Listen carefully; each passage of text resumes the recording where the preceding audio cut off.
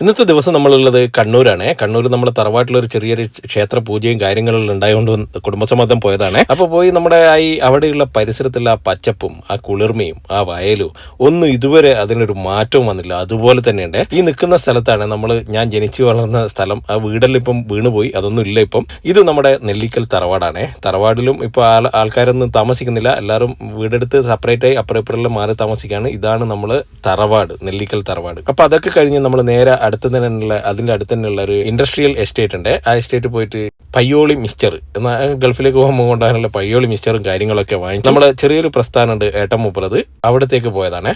അപ്പൊ ഈ ഒരു പ്രസ്ഥാനമാണ് നമ്മുടെ ഏട്ടൻ മൂപ്പുള്ളത്. അപ്പൊ അതിന്റെ ഉള്ളിൽ കയറിയിട്ട് നമ്മൾ കാര്യങ്ങളും എല്ലാം കണ്ടു. അതിന്റെ മിഷനറിയും പ്രവർത്തനങ്ങളും ഒക്കെ നമ്മൾക്ക് വേണ്ടിയിട്ട് വിവരിച്ചു തരികയാണ്. അപ്പൊ അതൊക്കെ കഴിഞ്ഞു നമ്മൾ നേരെ നന്ദിയിലേക്ക് പോയി. 2 ദിവസം മുമ്പേ ഉണ്ടായിരുന്നുള്ള ശ്രീകൃഷ്ണ ജയന്തിയോട് അനുബന്ധിച്ചിട്ടുള്ള നമ്മുടെ നന്ദിയിലുള്ള ചെറിയ ചെറിയ കാഴ്ചകളോട് കൂടി ഈ ഒരു വീഡിയോ